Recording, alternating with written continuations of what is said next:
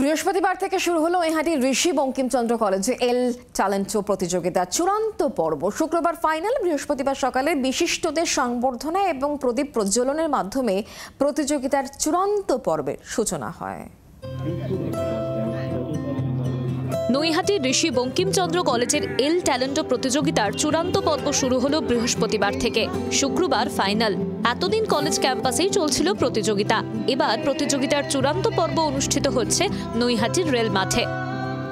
বৃহস্পতিবার সকালে বিশিষ্টজনদের সংবর্ধনা ও প্রদীপ জ্বালিয়ে প্রতিযোগিতার চূড়ান্ত পর্বের সূচনা হয়।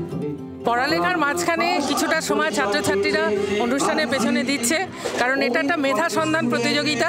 কাজেই অনুষ্ঠানের মধ্যে মেধার সন্ধান চলছে। দারুণ সাফল্য হচ্ছে, কারণ সমস্ত কলেজ থেকে আসছে এবং আগামী দিন সারা পশ্চিমবাংলার, হয়তো গত বছর সামনের বছর থেকেই সারা পশ্চিমবাংলার প্রত্যেকটি কলেজের ছাত্রছাত্রীরা পার্টিসিপেট করবে। এটাই সবচেয়ে আনন্দের বিষয়। না, এটা তো ছাত্রদের প্রোগ্রাম, ওরাই মেনলি করছে। আমরা পেছন থেকে যতটা সমর্থন করার সেটা করছি, মদত দেওয়া যাকে বলে।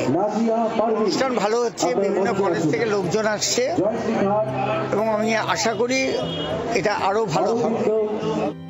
ঋষি বঙ্কিমচন্দ্র কলেজের এল ট্যালেন্ট প্রতিযোগিতা এই নিয়ে 3 বছরে পা দিল।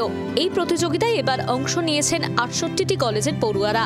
গান, নাচ, তাৎক্ষণিক বক্তৃতা, আলপনা, মেহেন্দি সহ বিভিন্ন বিভাগে ছাত্রছাত্রীদের অংশগ্রহণ চোখে পড়ার মতো। পড়ুয়াদের মধ্যে প্রতিভার খোঁজে এই প্রতিযোগিতার আয়োজন করে কলেজ কর্তৃপক্ষ। উত্তর 24 পরগনা থেকে বরুণ সেনগুপ্তর রিপোর্ট, জি 24 ঘন্টা। বাংলার আওয়াজ, বাঙালির আবেগ, জি 24 ঘন্টা।